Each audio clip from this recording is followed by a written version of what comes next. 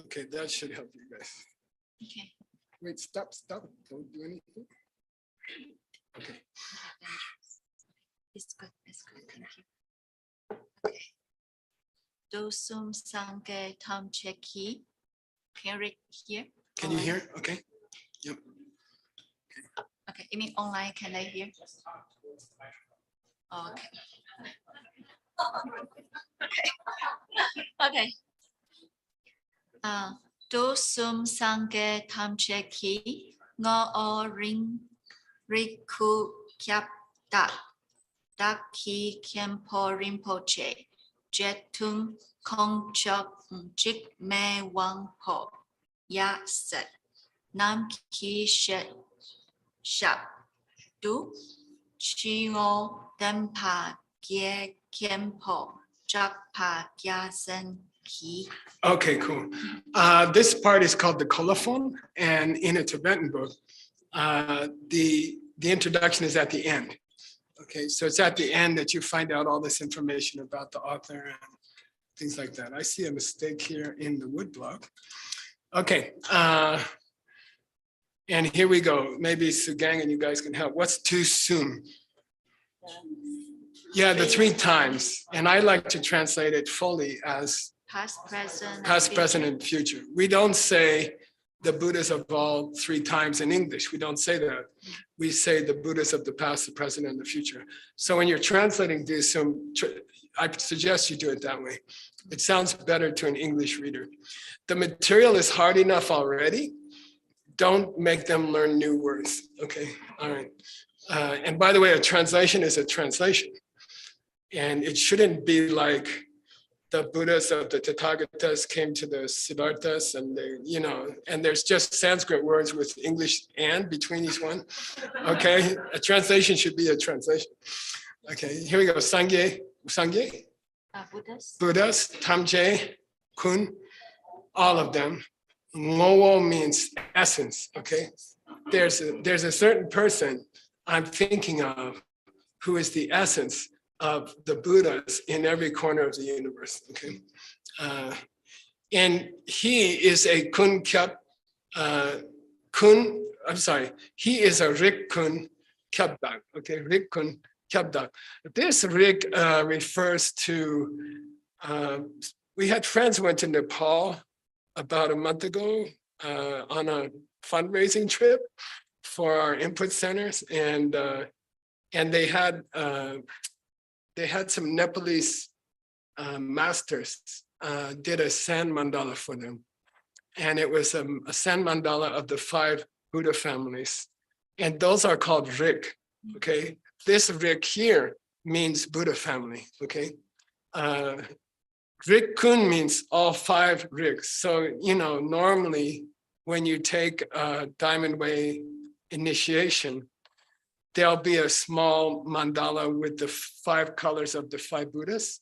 And traditionally you take a flower petal. Each initiated person takes a flower petal and closes their eyes and lets it go. And then the flower petal comes down on the Buddha family that you have a connection to. But this teacher, his teacher is Rik Kun. Yeah. You don't need the pedal with my teacher. He's all 5 Buddhas. Okay, he's bragging about his teacher, which is really good. Kyabdak is an idiom, and it means the Lord over a secret universe. The Lord of a secret universe. Kyab means covers everywhere. Dak means boss. So the overboss of the whole mandala. The overboss of the mandala of all the Buddha families in the entire universe. My teacher. Okay, all right. Daki, it should have said my, okay, my teacher. Ken Rinpoche. Okay, and so his teacher was also probably a former abbot of a monastery. Okay, Ken Rinpoche. Jetson means high and holy one.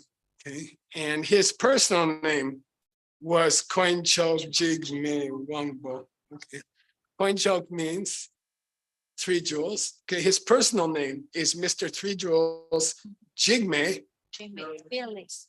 fearless one. And Wangbo again means power, powerful one. So Lord, fearless Lord of the 3 jewels. That was his name. And not just him, but also his say. Children. Yeah, his sons or daughters. Okay, so this is the high honorific. Because he's talking about his teacher, he's using high honorific. There are several sub-languages in the scriptural language. So she's going to have to learn 4 or 5 different languages that are 2,500 years old. And it's very difficult.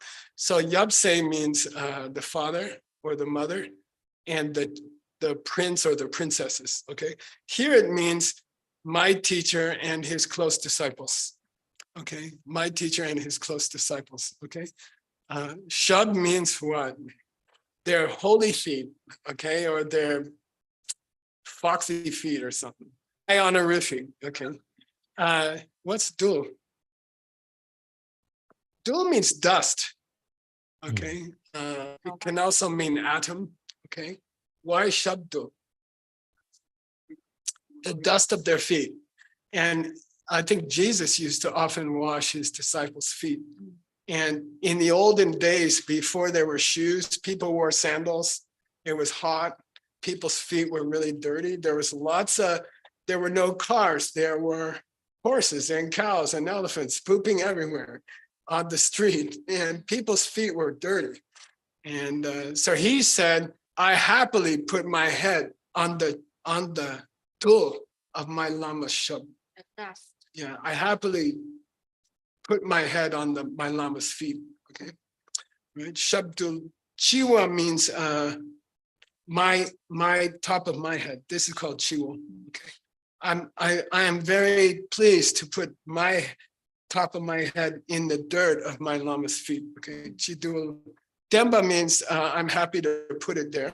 Okay, who is me? Okay. And he didn't say his name yet. In the whole book, he didn't say his name yet. It's Gyal Kempo. Say Gyal Kempo.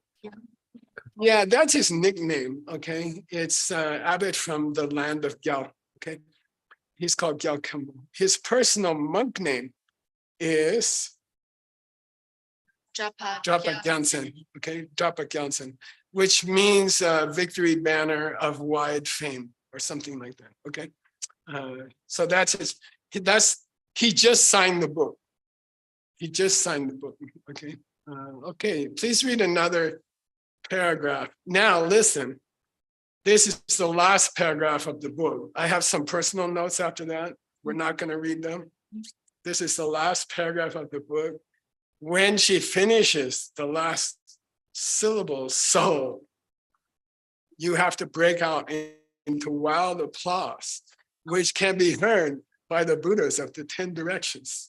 Okay. And there's supposed to be something else walking in at that moment. You ready? Oh, yeah. Okay, here we go. Get ready. Dampa kong ma nam ki sun le today. Mien chen ku la le. Lak so den ne dung. Gung den rak ya ling du ko pe I ke pani. Ge su lok sang da ge so.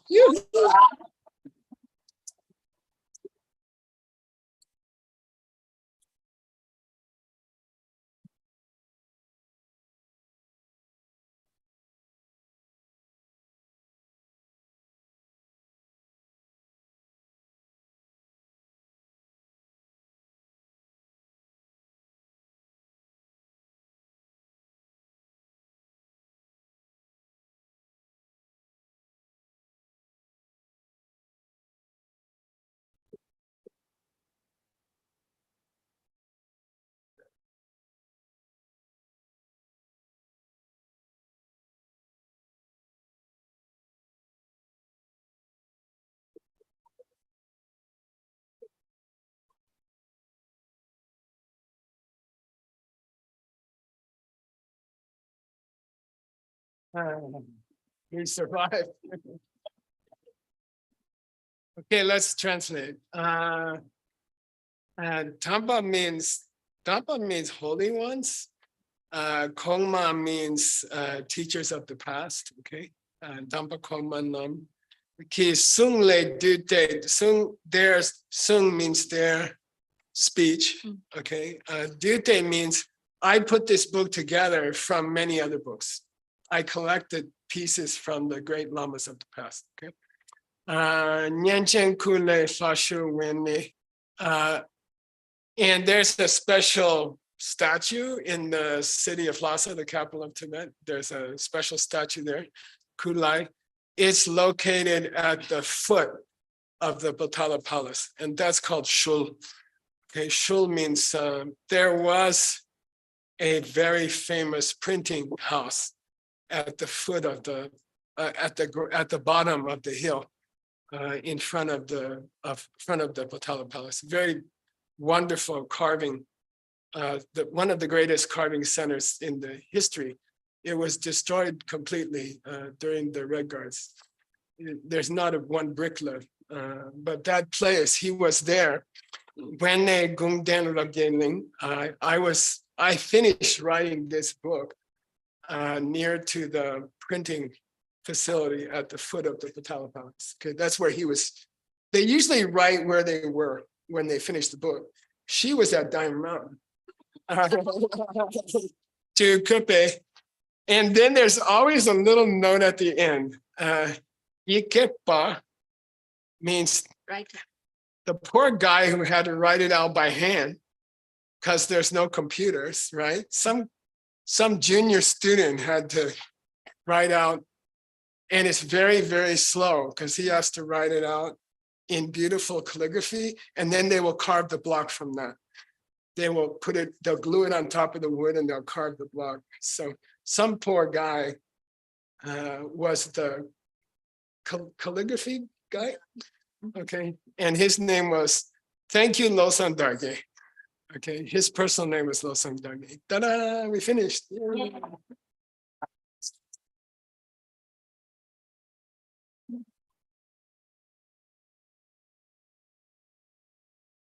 And it's a great contribution to the world, because now monks and nuns will know the rules they're supposed to keep. And there were many schools, 18 major schools of monks and nuns. So it's very important to have that record, and it's important to keep them. And you can't keep them if you don't know them. Okay? That seems to be the case. All right. Okay, now, that was extremely difficult to translate. I gave you an example yesterday. There's the funniest example I like. There's a nun's vow against wrapping your spices in little paper packets with thread and asking a monk to help you. So apparently there was this naughty nun, she's famous, and she was in the marketplace and she was buying tiny packets of pepper or cardamom, and she was tying them up in leaves, right? And then she was pretending that she couldn't tie the string. And there was a big handsome monk next to her, and she's like, oh, I have trouble with the string. And he said, that's okay, I can help you. And eventually they got in trouble together. So there's a vow about not asking handsome monks. No one ever asked me to tie your strings. So, and when we translated it, we're like, we don't know what the heck this is about. And then we had to use John Beatty's database. John Beatty's database is 3 million pages input so far, 12 million pages preserved, 12 million pages photographed. The input is behind the process. It takes a long time to input it. But once you input it, it's searchable. You can search it. So all we have to do is ask the computer, give me strings near spice. And it will find the day that happened. It will find it in less than 2 seconds. It will search 3 million pages in less than 2 seconds. And we started to notice something. Every time we got the answer to a question in the database, it was the same book. Okay, there are probably 100 Vinaya books already input in the database. They go from 2,500 years ago to about 1,400. And we kept hitting the same book. So out of many thousands of pages, we kept finding what we needed in the same book. And finally, we thought, wow, somebody should translate that book. Okay, because it's really, really beautiful, you know. And so we started to research that book. And Nick and Ben and other people found us scans. We got scans of the book and we sent them to our input center. Our input center is so amazing that they can input a 1,000-page book in 1 week. And they type it twice. Well, they type it. There's 5 steps to putting input. One person types the whole book. Then a second different person types the whole book. Then a third person compares every single syllable of the first two typers. A fourth person repeats that work with the first 2 typers. And then a fifth person compares the 2 comparers. And so the data is highly, highly accurate. And so that's why we spend so much money. You know, there's probably 60 people typing that book like 20 hours a day. They work really hard, and they're really, really extraordinary people. And they've been doing it now for 35 years. And we have a lot of cases where the original ladies are sitting with their daughters who are now mothers themselves, and they're typing together. And it's really beautiful. It's really amazing. So if you ever see John Brady, he's got the shiny head. You should thank him, okay? And so we asked him, if we find these wood blocks, will you input it for us? And he did. And so let's go to that text, okay? And let's talk about that text. Now, usually when we start a new text, I like to do a study. I like to estimate how much work is in how many years. My estimate is that it's 225,699 words, okay? Which makes it just less than 10 times longer than the last. The last book took 7 years. Okay, so call it 50-year project, okay? It's probably gonna take about 50 years, okay? It's gonna be 3,224 pages in English, okay? And I think you should just go ahead and do foolish stuff like that, you know? Let's start and see how far we get, okay? And nobody else is gonna do it. And that's the truth of this project, okay? There's nobody else in the world who can do this project. And we just have to do it until we stop, you know? And there's nobody else is gonna do it. Nobody else is foolish enough to spend 35 years and $15 million inputting these books, and they're free online. We don't charge anything. So, you know, nobody else wants to do it. We have no competition. So it's kind of a good business. Okay.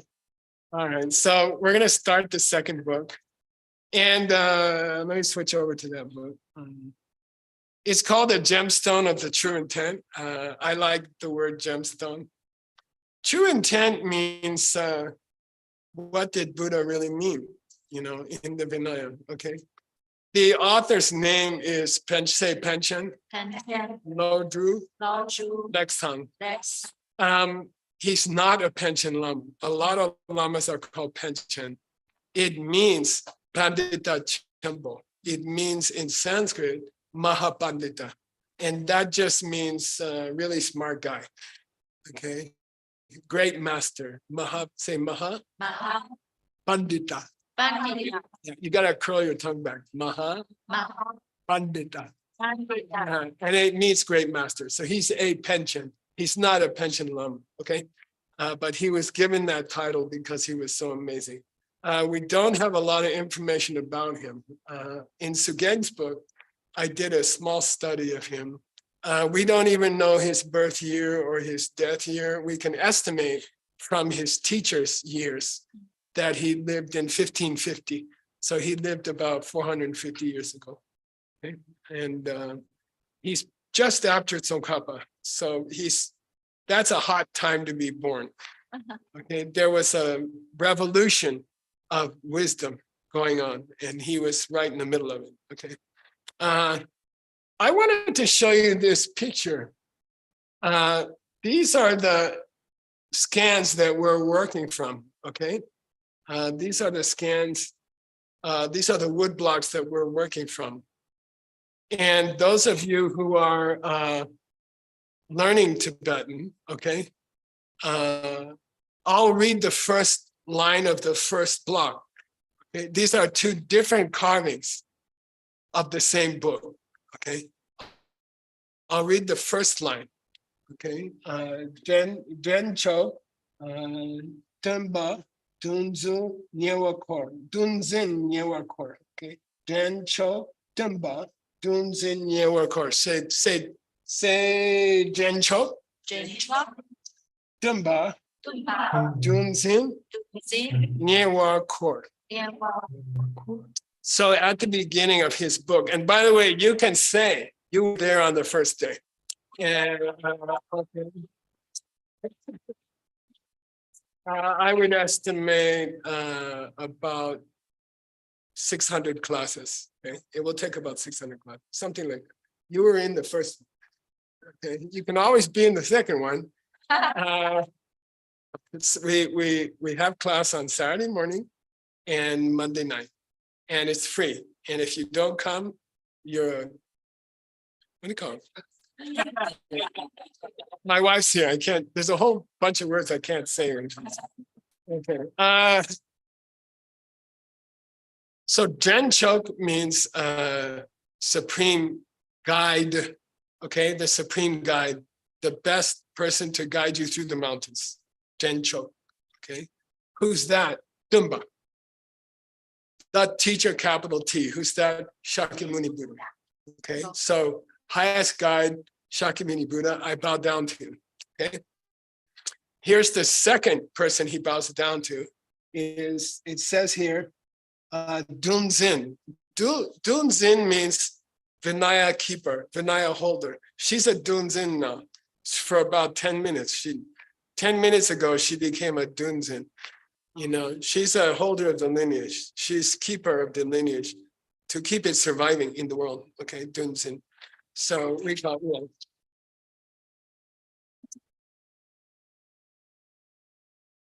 So he bows down to the first Dunzin, the first holder of the Vinaya lineage in this world, which is Nyewar Kor. Nyewa is Tibetan for Sanskrit Upa, and then Kor is Li. So this is Upali.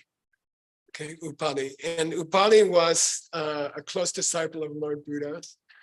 He was very interested in the code of conduct of monks and nuns. And so he became the first Vinaya holder in history. Okay, so he's famous for being the first person in this world to hold that lineage. There have been about exactly 100 holders since then. Okay, she's 101. Seriously, there have been 100 in generation to generation, and she's generation 101. Okay, Dunzin. The first Dunzin was Upali. I like this word. When I first met my teacher, one of his students, he was 55 years old. He had just arrived in the United States. He couldn't speak any English. And one of his sponsors offered to pay for him to take an English language class, English as a second language, ESL class at Georgetown University in Washington, DC. And we didn't know anybody and we didn't have any money. We were all broke. And somebody said there's a Buddhist temple there and maybe they will let you sleep there. And we got to know them. These guys are monks from Sri Lanka. And it was called the Vihara, which means kind of like the small temple monastery. They had 5 or 6 monks. And then there was a cook named Upali. This is how I learned the word, because every time he put too much salt in the dinner, the head monk on the 3rd floor would go, Upali! And then he'd come running up the stairs, and this word is burned into my mind. Upali. He got named from that. God knows where he is now. I don't know. Okay, that's the first line of the first block. Let's look at the same line in the second block. Here we go. It's right here. It's gonna be stubborn. Sorry. Okay, I'll just read it. Say Ni Mei Nian Gang Dunzin Upali. Okay, so he bows down to Nime. Nima means what? Nima. It means the sun. Okay, it means the sun. And Nyen means the friend. The long form of Geshe is Gewe Shen Nyen, spiritual friend. Okay, so Nyen means spiritual friend. Okay, Nime Nyen means it means the friend of the sun. And this is an old expression for Lord Buddha, for our Buddha. Okay, his nickname is friend of the sun. Okay, Nime Nyen. Okay, and Dulzin, that single word is the same. And then there's Upali, which is the translation of the first block, which says Nyewa Kor. It has the Tibetan. The second block has the Sanskrit. Someone's messing with the blocks. I mean, big time. They have changed 4 of the 7 syllables in the first line, and the rest of the book is like that. Someone went through the first author's book and updated half the words. It's unbelievable. It's like, I can't describe it. It's like someone took the New York Times and substituted words for words, and they mean the same thing. The meaning didn't change. He's still bowing down to Buddha and to the Vinaya holder named Upali, but like 6 or 7 of the syllables are different. Somebody went through the first manuscript. First of all, someone wrote a book, then they carved it. And that's extremely expensive. You know, in my life, I've only carved 1 book, and it was a short book, and it took about 10 years to finish. I didn't carve it. I mean, I hired two brothers to carve it. They were the last carvers who survived the loss of Tibet. They were the last 2 carvers, and they died. They're gone. Nobody can carve now. Okay, it takes a lot of money, and it takes many years. Those carvers can't read Tibetan. They carve backwards. They carve Tibetan backwards. You see? Because then you put the paper on it and you print. You see what I mean? They cannot read what they're carving. To them, it's just a piece of, it's a drawing. It's not a book. See what I mean? So somebody went to the expense of carving a huge book. I mean, you're talking 15 years of carving, or hiring 200 carvers for 6 months or something, you know? They carved the whole book. And then someone got a copy and rewrote the whole book and carved it again. Somebody carved it again, okay? And it's unbelievable. It's totally unbelievable. I've never seen anything like it. And I believe it was the author. Okay, I personally believe it was the author, because the new version is excellent. And the first version was excellent. And that's the frustrating thing. They're both very, very good. They are both extremely high quality. They're the highest quality Vinaya I've ever seen. Out of thousands and thousands of pages, it's the best. And I think it's the same guy. I think he he got a copy of his book and rewrote it, the whole thing. Like he got it, I think 20 years later or something, he decided he wanted, I don't know, he learned that Upali was how you translate Nirvakor. And he said, I'm putting the Sanskrit in there, and it's unbelievable. I've never seen anything like it. So we did an interesting thing. We were freaked out. We didn't know, is this for real? Who would rewrite a whole book 20 years later and with different words, but the same meaning? And we worked really hard on it, and we decided to do samples. Okay. Why? Compare? Yeah, we compare samples. We'll see if it's the same book. You see what I mean? So then to decide which samples, we chose only the difficult parts that we used for her first book. You see what I mean? Every time we didn't know the 10 whatchamacallits, we used his book and we searched it on the database. You see what I mean? So we have a record of every time we went to use the deeper book, we keep a record of everything in the mixed nuts. We are anal, mixed nuts. We keep a record of everything. We know every time we use the ancient reference book to find something that wasn't in her first book. We still have a record of it. So we said, these are the most important parts of his book. Let's go compare them on the 2 wood blocks. It took like 20 hours, okay? That's what Grandpa does when you're not there. And he did throughout the whole book, he did the same thing. It is the same book.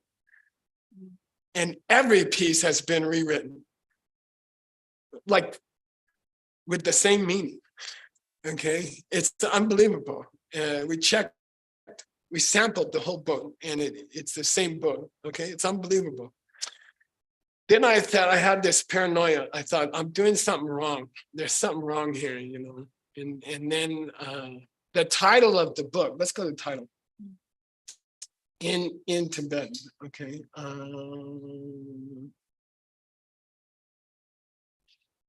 Here it is. We're gonna read the title of the book, okay, ready? And it's gonna help us with our mystery. Okay, here we go. We got time to do this? Yeah. Yes. Okay, please read. Okay. Tên trong tu và đọc dễ quét chicken tích chen rim chen quét ngon kien shet chawa suk so. Okay, you are a witness that she started the book.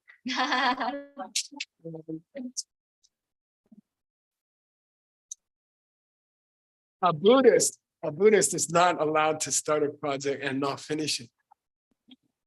You either die or you finish. And there are books carved that stop in the middle of a sentence. The author died, but they still carved. In the Tengyur, in the Kangyur, in the ancient carvings, there's still books that finish. They stop halfway through the line, just like.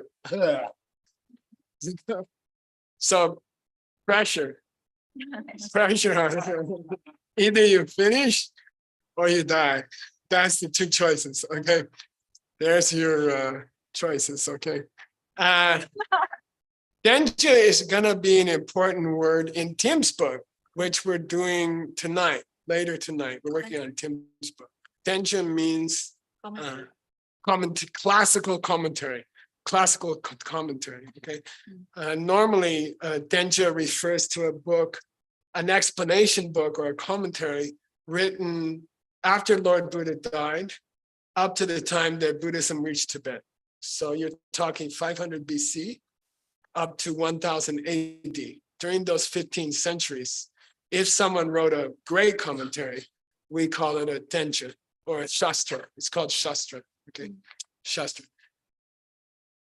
If you translate all those books, and there happen to be 3,660 about, because we input all of them, we finished. If you translate them, that's called Gyur. Okay, so Denja Gyurwa is called Tengyur. Tengyur. Some of you know the word Tengyur. That's the whole collection of explanation books, not written by Buddha, written by later scholars that survived from ancient India. There are 3,700, basically. And the first job of ALL, our first goal was to input all of them. And we finished it about 10 years ago. Okay. And it took you have no idea. First of all, we didn't have a carbon. And we got one special way. We got one out of the place where it was, and it was not easy. Legally. Okay, don't worry, we paid for it.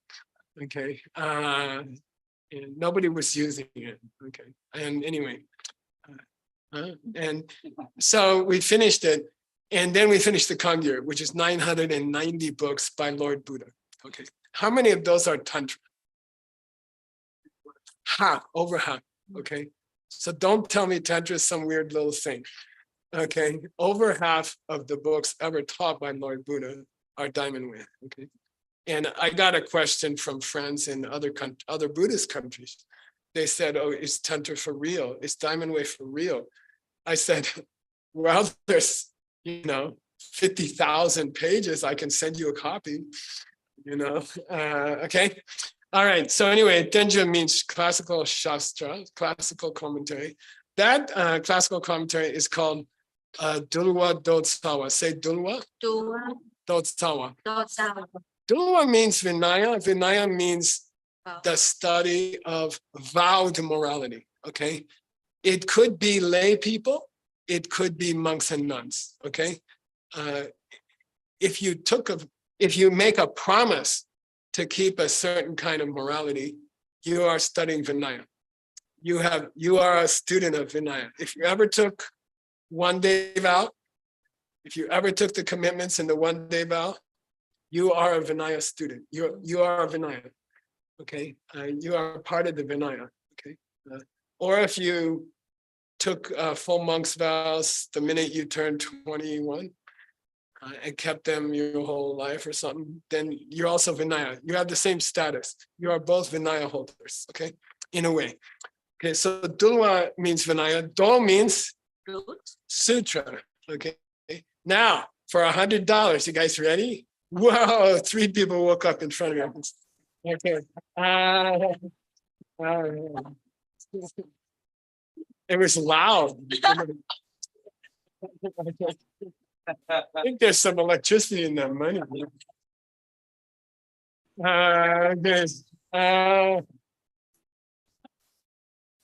Dulwa Do is the Vinaya Sutra.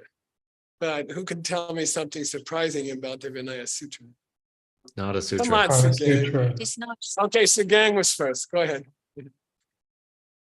Go ahead. Yeah, say again. It's not written. Say it again. It's not written. Yeah, it's a sutra which was not taught by the Buddha. Okay, the definition of a sutra is a teaching given by Lord Buddha himself or herself, and this is a sutra which is not a sutra. Okay, now you can give him the money if. What's that? Wait. It's too early. Why they call it a sutra? If it's not by Lord Buddha. It's short. Yeah, it's a short book. Okay. Sutra means short book. Okay. The literal meaning of sutra is short book. Okay. For example, the Yoga Sutra. Okay. Yoga Sutra. If a book is written in poetry, short, you can also call it a sutra. Okay. And why, that's a long story. I'm not going to go into it. Okay. Dulwa Do Sawi Chidun. I'm going to give you an overview of the Dulwa Do, the Vinaya Sutra. Okay, Vinaya Sutra was written like, 600 AD by Gunaprabha. It's a shastra. It's not a teaching by Lord Buddha. But in the Geshe course, the Geshe course is 5 PhDs. Okay, the Geshe course is 5 PhDs. You spend 5 years on each topic. It's equivalent to a PhD in 5 topics. So, and for each topic, you study a special book, one special book. Okay, so there are 5 great books in the Geshe course, each one 5 years. Okay, and this one is the Vinaya Sutra. Okay, so in the Geshe course, which is going to be a topic in these books that we're studying, we use one shastra from each topic. We don't use the sutras. We don't use the tantras. We don't use the original sutras and tantras. Why? Difficult. They're difficult, but they're also stories. They're just stories, and you have to squeeze out the topics. Like he'll tell a long story about some nun who was in the marketplace with her strings, and then 100 years later, somebody made a rule book about strings and okay, like that. So actually, we study the shastras because they are organized, very, very, very carefully organized. Normally, we memorize each one. You're required to memorize each one. Chunam sache sabame lama dobe dujina sache country data la sanan kunde giva ge samen langi demba dan duma china suyan to inanga dane go tena nanga matuno. That's the Abhidharma Kosha. It takes about an hour and a half to recite it. Okay, if you want, we can do it someday. No, just kidding. She didn't. So you memorize the shastra, okay, in the Geshe course normally. Then somebody wrote a tika on the Vinaya Sutra. Okay, what's a tika? Tika, say tika. Yeah, tika means commentary in Indian language. Tika. Okay, tika means commentary. Okay, you have to go like that, commentary. Okay, Jack gave me some really delicious Indian snacks, and I had them just before class, right? Veronica did something to my neck. Okay. Now here's the title of our book. Here comes the title of our book. This is a commentary on the general meaning of the root text on Vinaya Sutra. Okay, and our book is called what? Rinchen means what? Rinchen means jewels. Chanwa? Garland. String, like a garland. Okay, so it means like a string that you wear around your neck or something. Okay, gong gen. Okay, what's gen? Ornament. Okay, and here's the thing: when you see the word jewelry used in a title in Buddhism, $100. Tell me why. It's beautiful, but it makes it more beautiful. It beauty. 100. Give Rob. Give it.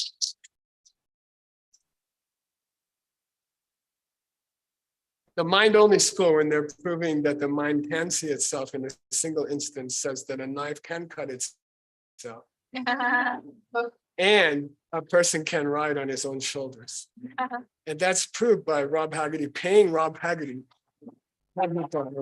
Okay, so Gongen means, what he means is the Vinaya Sutra is already extremely beautiful, like a beautiful lady like my wife. And I will give you some earrings and you will be extra beautiful. Okay, so the name of this book is Extra Beautiful. It means he's going to take the Vinaya Sutra, which is already exquisite. And I can't improve on the beauty of my wife, but I can give her some earrings. And it's just like, extra beauty. Okay, the name of his book is Extra Beauty. Okay, like that. Good. And he threw in gong. Gong means the extra beauty I will give you is I will give you the secret meaning of the sutra. Okay, so it's a very sexy title. Extra meaning, jewelry, earring, beautiful items for the original Vinaya Sutra. Okay, something like that. I call it a gemstone of the true intent. He's going to tell you the real meaning of the sutra, Vinaya Sutra. We forgot you the title. Here's my take on the first 2 verses from the 2 carvings. These are the same verse. Okay, the 4 lines here and the 4 lines here are the same verse. Okay, someone has rewritten them. All right, every single verse. in thousands of, in a 3,500 page book. Someone bothered to go through and reword it, okay, with the same meaning. Geshe, so we are going to use the second version. Now, that's the question I want to hear. Which one should we use, Geshe? You know, because they're both valid. I checked, I did samples, core samples. Throughout the whole book, I did core, and it took me a long time. And they're both valid books. They're both okay. Okay, we could take either one. Now, the carving of what I would say is the older one is sloppy. Someone has made a lot of mistakes in the carving. Okay, it's gonna be a big headache to clean it up. Okay, I told you those guys can't read, and they make silly mistakes. And you know, in the mixed knots, we just fix them as we go. Hundreds and hundreds of mistakes. Okay, but I would say that what I believe is the older version is a worse carving, and the newer version is an excellent carving. I'll go for the newer version. And it seems to me that there are signs that the author learned more stuff and was using it for the second version. For example, most Tibetan monks don't know that Nyewar Khor is a translation of Upali. And very few Tibetan monks know that Upali was the student of Lord Buddha who collected the Vinaya. See, I mean, we're not taught that normally. So I think he learned more for 10 or 20 years. And then I think he went back and people haven't studied Sanskrit in Tibetan monasteries for 700 years. They have not studied Sanskrit in Tibetan monasteries for 700 years. So, but somebody found out the Sanskrit. Somebody learned Sanskrit, some Sanskrit. You know, I say I'll go for the Upali.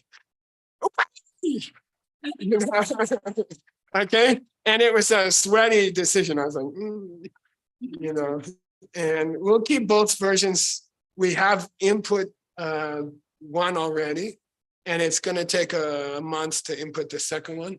I'll go for the Upali. Okay, you were there when I decided. All right. All right. There's some more stuff. These are samples that I did. Okay, all of this. These are samples. I'm trying to date the carvings. Okay, I'm trying to date the carvings. Check this out.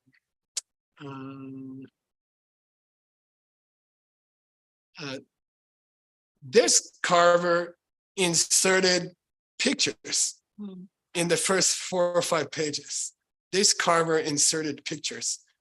He started with Nam Den Shipa Gyalwe Nimenyen. He started with Lord Buddha, who is called the 4th guide of our planet. He's the 4th Buddha in this planet. Okay, so he puts him here, and there's his 2 main students. Okay, what's that? Modgalyayana and Modgalyayana and Ananda. Okay, over here, hey, guess what? There's Upali. Okay, he couldn't cook then, and he still couldn't cook later. Okay, that's Upali. Then over here is Gunaprabha, who wrote the Vinaya Sutra 1,000 years later, after Upali. Okay, he wrote the main book on Vinaya that we study in the Geshe course. Okay, yeah, Vinaya. We call Vinaya the short book on Vinaya, not the Sutra on Vinaya. Okay, good. Now, then he's got other lamas, and they go up to a certain date, and therefore we can date the carving. They go up to the 1830s. Okay, he's got carving. We can date the block. This is Upali. Sorry. Yeah, this is the Upali. Yeah. Geshe, you mean they put the painting which can They have Because they have, I didn't show you all the pictures. There's about 10 pictures. The last Lama in the last picture is 1830. So that's 300 years after the author. Mm. Okay, it means someone thought it was a better carving. Someone thought it was a better version. Someone paid to have it recarved in 1832. Okay, right. So anyway, And then the cover added the photos. yeah. Oh. Yeah. Or some Lama said, carve somebody who looks like a bad cook. By the way, they are very fine carvings and we can use them in the book. Okay. Okay. All right. I'll show you another funny thing. Where's that? Here. Let's check this out. Somebody wrote on the publication page. Someone wrote on top of the woodblock. Okay, and this is called kyuk. Kyuk means calligraphy, Tibetan calligraphy, and it's very difficult. And I learned it. I learned it when I was young. So it says, Lord Dashitsumbo Gun Shuk Bar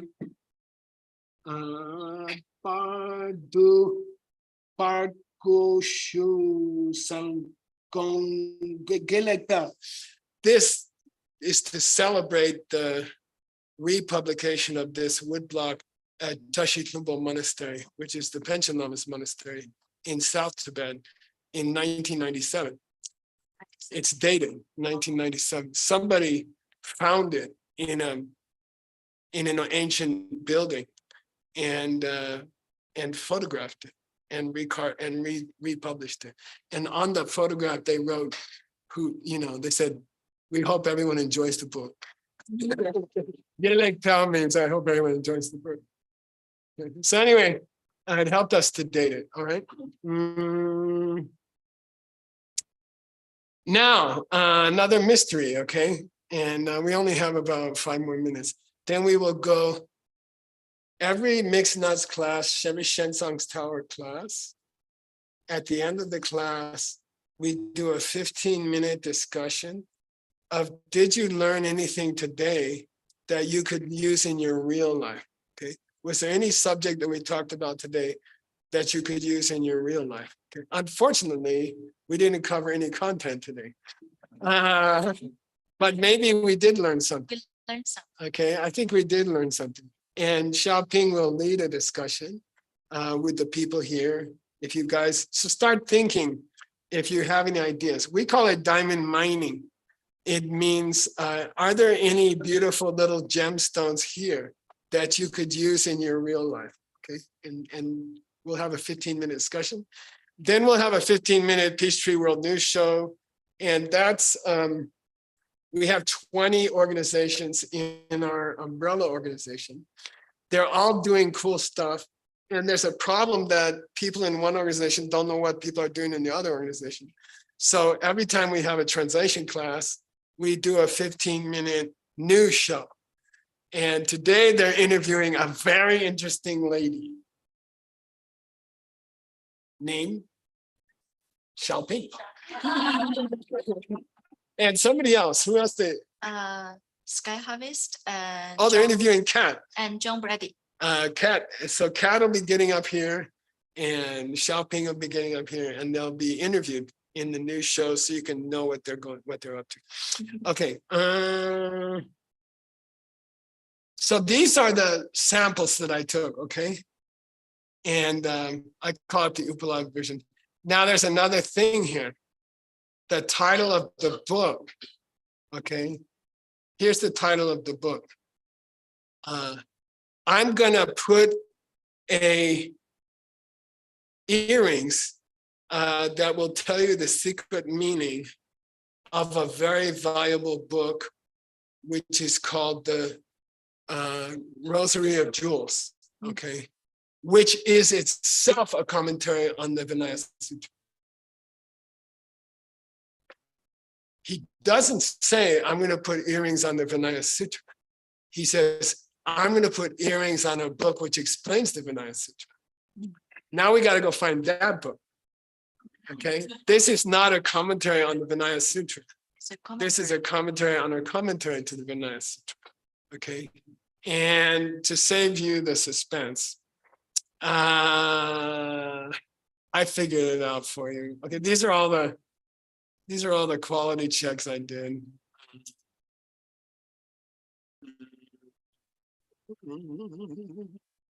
These are all the topics from our first book that I checked in the second two books.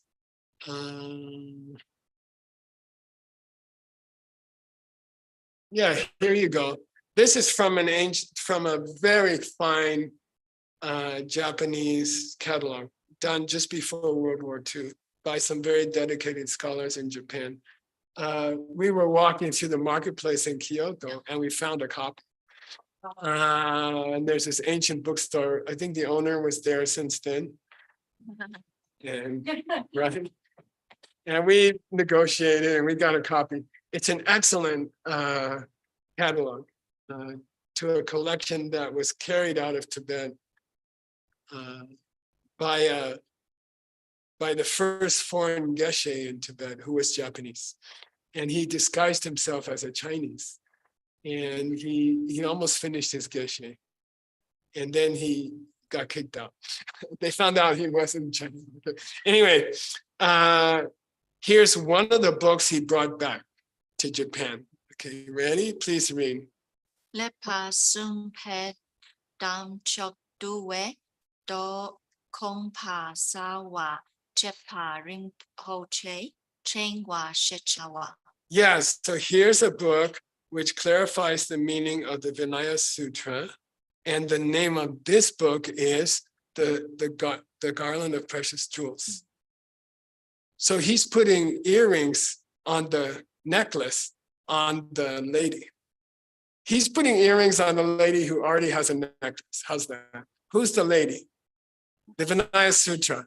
Who's the necklace? The commentary. This book, which was written by the first Dalai Lama, okay, and he was a student of Tsongkhapa.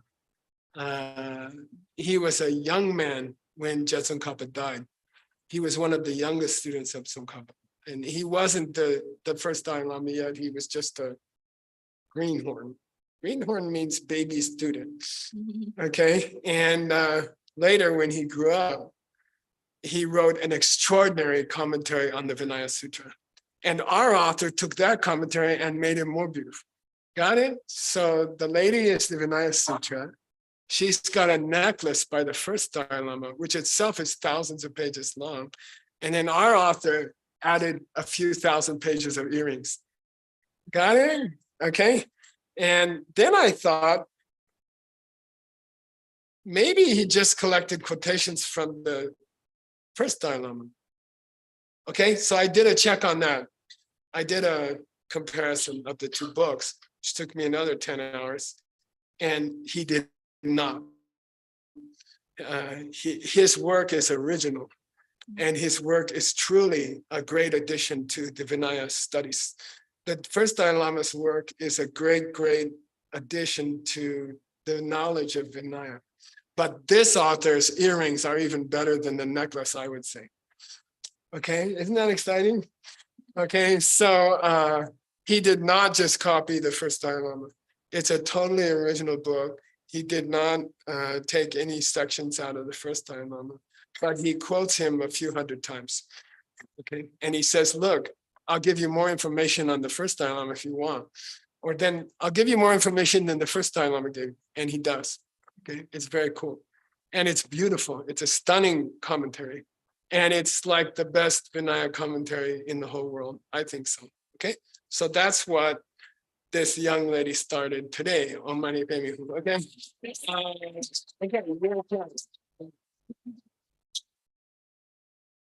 We were supposed to get cake. Here. I made a deal. Oh, okay, it's coming. Oh, okay. Is there anything that you learned today that you thought you could use in your real life? And then can you open up the discussion? Okay, so today I will start. There are so many things. Louder. I will start. So there are so many things. There are so many things I learned today. I'll just share some of it with you, and then I would like to invite more to share how you want to apply in your life. So two things. Briefly, first is about it is dedication. It's a 50 years or more project. And like, I think for me, it is like, I learned a lot from how Geshe chose this book and how you would take us 50 years, even more. So one thing I learned is that don't be afraid to do project, which will last for many years. Like university, like I'm going to talk about later, it takes decades, but it's very meaningful. So if there are certain things in the world which is very meaningful, like translating these books or helping to support this project, this kind of project, then we are making, each of us, we are making contribution to pass it down. We are all the holders of this wisdom, this lineage. So for me, I'm very honored, and and I want to bring it back to my work and to my life, is to have this kind of devotion. Always remember this kind of devotion or commitment in my daily work when I work on all those projects, to think of the long-term goal and the importance. Yeah, so if something is worth it and is meaningful, then it is worth all those years of our life. That's the one thing. Second thing is, Geshe once taught us one word called arate. Arate. Arate means excellence. So I learned this from this author. It's Greek. Arate means excellence. So go pursuit of excellence. So this author, we believe that after he learned, maybe after 10 or 10 more years of study, he was already excellent, but then he keep learning, he keep improving himself, and then he has more to offer. So one thing I want to take home on my work and on my life is to keep improving ourselves and become more mature, become wiser, and more to offer to the world when we are teaching or when we are doing other work or when we are leading our lives. We have something more to offer to others. So that's the two things I learned. Two of the things I learned today, and I want to bring it back home to apply in my life, in my job. So now I'd like to invite some other friends who want to share. Can raise your hand. Hello. This lady. Okay. Talk straight into the box, like kiss it. Yeah. Okay. I really like the system of checks that you are doing with these blocks, with the wood blocks, the 5 layers of check of one text. And I think that we must apply this to all the translations that we make, and that it should be done by different people and also in agreement, and to check it so thoroughly that there really is no mistakes and no corruptions of the original, that the translations are completely accurate. And usually that would take not the effort of just one person, but the effort of a team of 3, 4, 5 people. And then we would make the translation as accurate as they must be, because corrupting these teachings, we all know that it's not what we want. Okay, cool. Yes, great. Thank you. Other friends, students. Okay. Talk right into it. Yeah, I learned one thing about being para. Louder. I learned one thing about being para, looking at how Geshe Michael ensure that the prints, the wood blocks that we are using is accurate and correct. I learned about this when I was in university or before university. My senior told me, because there are so many books in the market, in the bookshop, he told me, Sugam, just find a reputable publisher, find a reputable author, and just read those books. Don't waste your time reading all other books. And I look and I noticed that Geshe Michael is also always telling us about that. And I'm so amazed at how you spend those, how many, 20, 30, 40 hours just to ensure that the wood blocks that we are using are accurate and the latest, and so that we won't waste our time. Otherwise, imagine we do 50 years down the road and we realize this is the wrong one. We have big disaster. So thank you.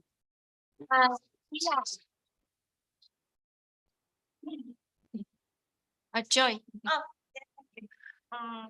One thing I learned is from Upali. Yay, Upali. So is it from the first to the 101? Upali? Oh, Yeah, so, Upali is the first one after, he was a student of Buddha. so it's the first student.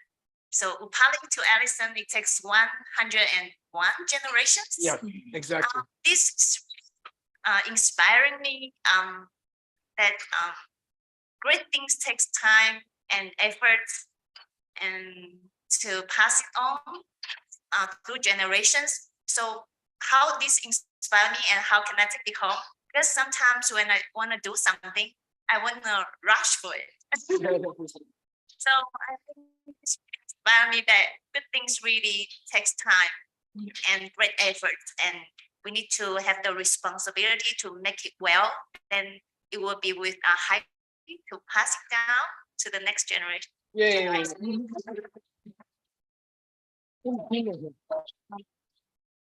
That's a touch. Got 3 minutes. 3 minutes. Yeah. Yeah. The thing I learned is it's never too much beauty and wisdom. For example,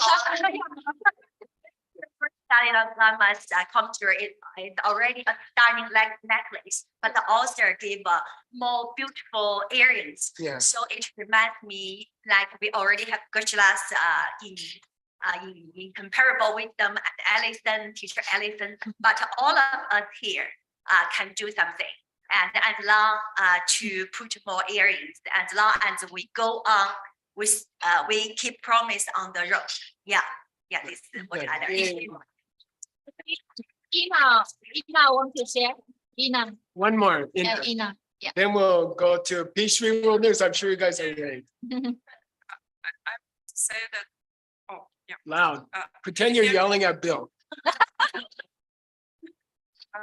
I was listening to Allison classes for a while. It was my favorite book, Soria, the translators, and I learned something from this book that you always should go deeper and look for answers like why did he do this?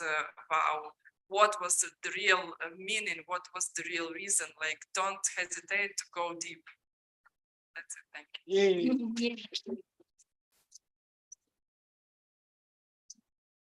you. Hey, Francisco, Ale, Mr. Tim, Mr. Rivera, are you ready to go to the Peace Tree World News? By the way, Peace Tree World News time, 2 important things happen.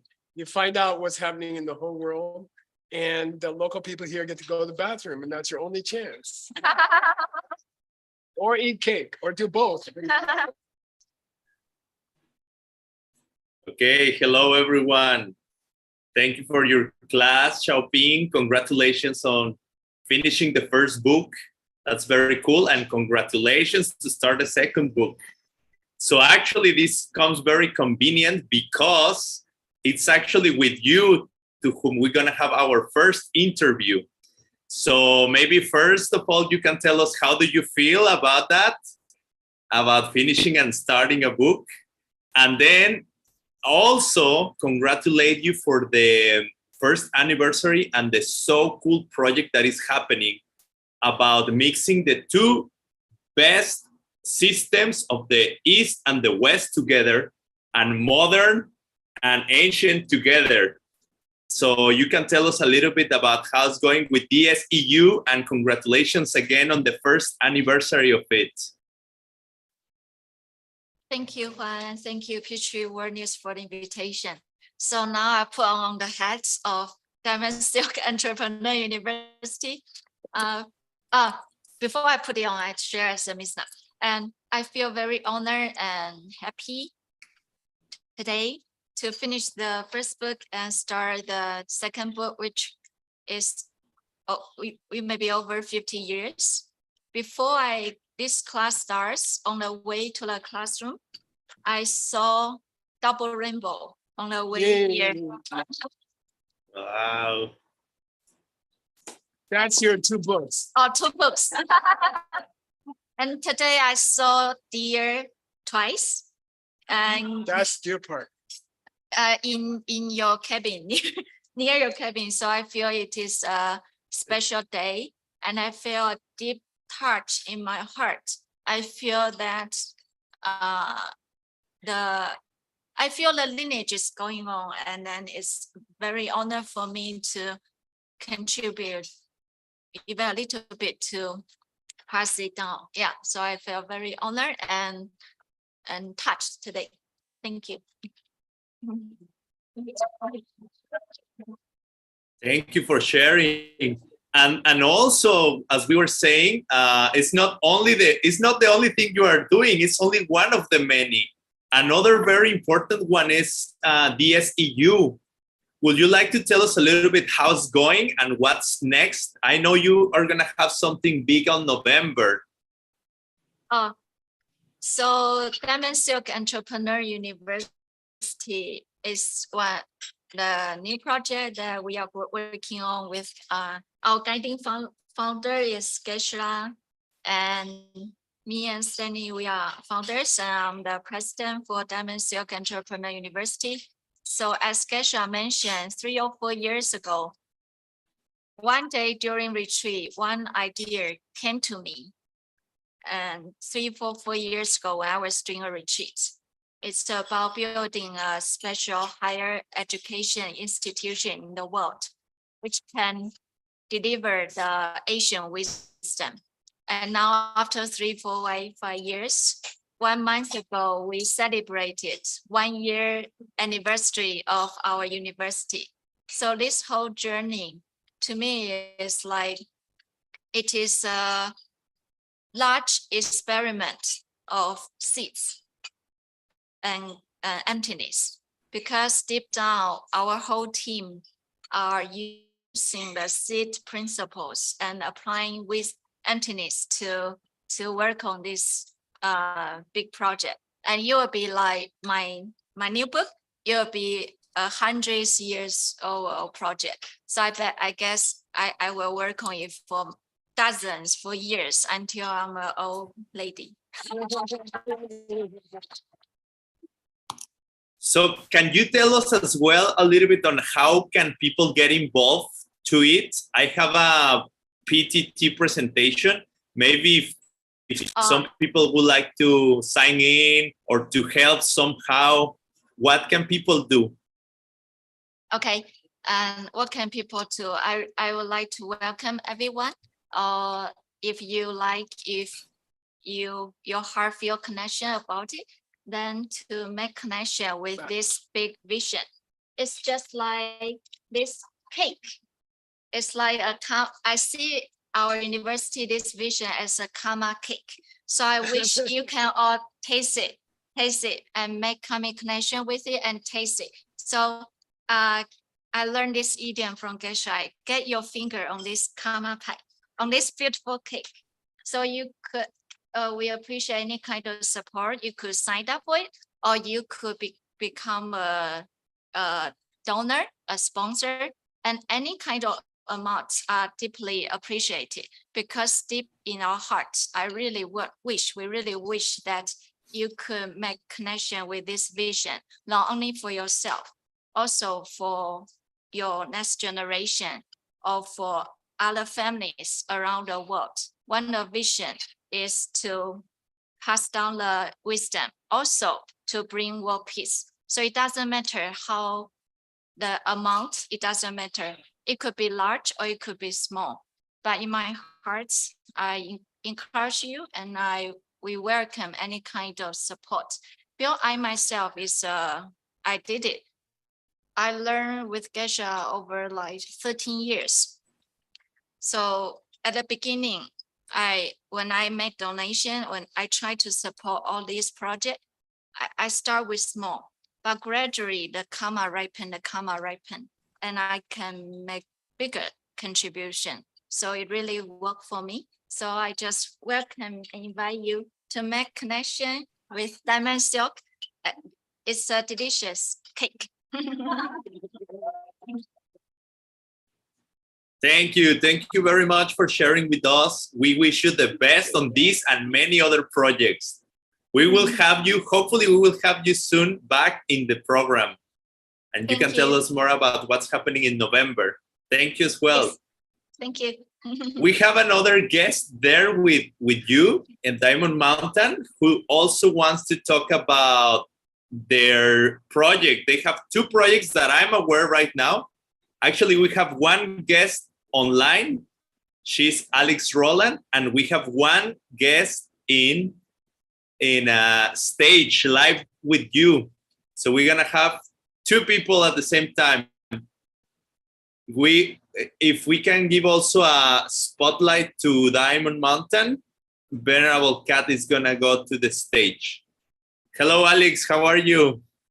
Hi, Juan. Can you hear me okay? I do. Oh, great, great. Thank you for having us on the show. No, thank you for coming. Tell us a little bit, what are you guys doing these days? I know Sky Harvest, I've been involved sometimes, but I hear now you have something else as well happening called Oasis Project. Hello, Kat. Welcome. So you can tell us what's going on. Okay, I'm going to start out. Hi, Kat. I'm going to just give everyone an update on what's been going on, and then Kat's going to tell us what is coming in the pipeline.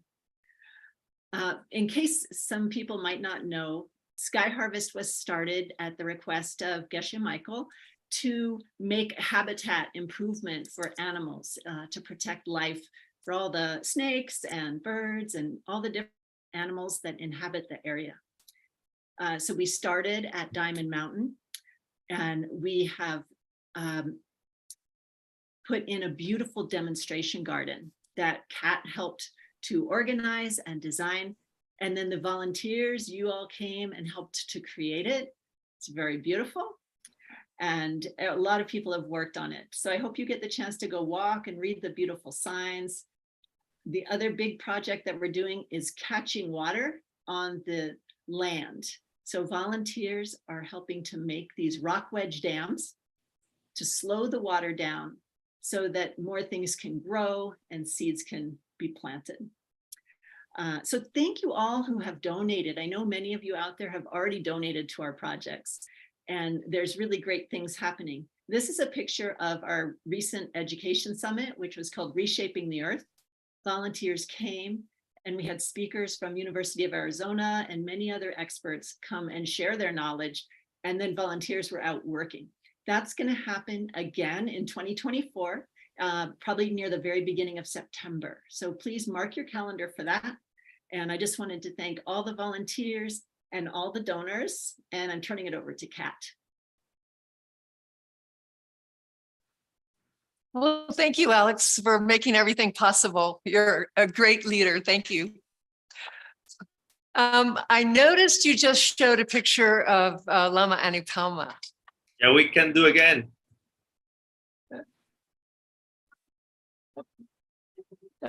Please do. It's up. Can you see it? And our next project started over 30 years ago when this beautiful woman applied for a job at Geshe Michael's Diamond Company. She was a recent immigrant from Barbados and quickly went up the ranks of that company. we know she was a sharp businesswoman. And she was actually ACI's first student. So we have a lot to honor her for being a part of our lineage for so long. She, of course, went through all the ACI programs. She went through the Tantra training. She was the first 3-year retreater with Geshe Michael's group. She did actually 2 3-year retreats. And then she lived in the town of Bowie, which is just a few miles down the road from Diamond Mountain. And as Lama Pelma was beloved in our community, she was the darling of Bowie as well. And after she passed a few years ago, her family donated Lama Pelma's property to Sky Harvest. And Sky Harvest has promised to continue Lama Pelma's wishes of community development, helping the people of Bowie take care of basic water security and food security. And so our next project will be in Bowie, introducing both water and food security, and uplifting the entire town. And we welcome karmic partners on this project. We're going to be inviting hardware stores and banks, department stores, schools, universities, local people to partner with the town of Bowie in restoring that town to some level of glory. Her property on the interstate bypass will be headquarters for Sky Harvest and a community center where a large food garden will be installed and bring the community together with education and with fun and games, gardening, building resources, and building security to live in that town. So I think there's a QR code up here somewhere. If you'd like to participate in any way, please contact Alex at Sky Harvest and help uplift the town of Bowie and Lama Pelma's memory as she wished. Thank you very much, Ben, Venerable Cat, Alex. Thank you very much. It's very cool. I think what you're doing. I also had the chance to live for a few years in Diamond Mountain, and these last times that I've been there, it's just looking amazing. It's like very uplifting to see how nature is thriving again there. So thank you very much for everything you're doing, and we'll have you again soon sometime to report. So you report with us again. How's it going? Is there a chance for me to say one other tiny thing, Juan? Sure, sure. Okay, I meant to give an update. We're doing a project of the marble beads and making malas from the marble from the quarry that the stupas are made out of. So that's in the works, and I just wanted to let everyone know that that's coming along. We have a prototype being made, and that's coming soon too. Thank you very much. We will get to know more about that soon. Okay, and finally, we have our last guest, Paulina Garcia from Mexico, because she wants to share with us a very cool, interesting thing she just did. Hello, Pau, how are you? Good, thank you, Juan, and hello, everyone. Congratulations to all of you on retreat at Diamond Mountain. I really miss all of you out there. So today I have a special gift for all of you.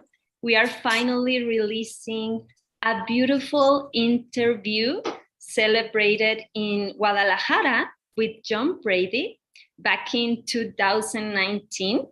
And it took us nearly 5 years to share it with the public. So this interview is more personal. JB shares his story, where he comes from, and what his teenage years were like. You're going to discover things you have never heard about JB before. For instance, how the Beatles, the band, the Beatles, were a game changer that guided him on his spiritual path. Or maybe you didn't know that his first teachers came from India. And of course, a lot about meditation. So consider this gift for all of you who support the Asian Legacy Library. And if you are not already doing so, please consider helping us in this important mission of preserving the ancient wisdom texts. So students like Xiaoping or Tim can translate them. So thank you so much. And I want to give a special thanks to the video director, Osiris Luciano, who helped us create this beautiful project. So I hope you enjoy it. Thank you very much, Paulina. It's a very nice present of you both, you and Osiris, to have done this for us. We will watch the interview. And for those of you who want to watch it, I just place the link, the YouTube link on the chat, so you can watch it there. And if anybody else needs more information, contact Paulina, Osiris, or Peachtree World News, and we can help you find the materials. Okay, thank you very much. We have to go because next class is about to start. Pau, thank you.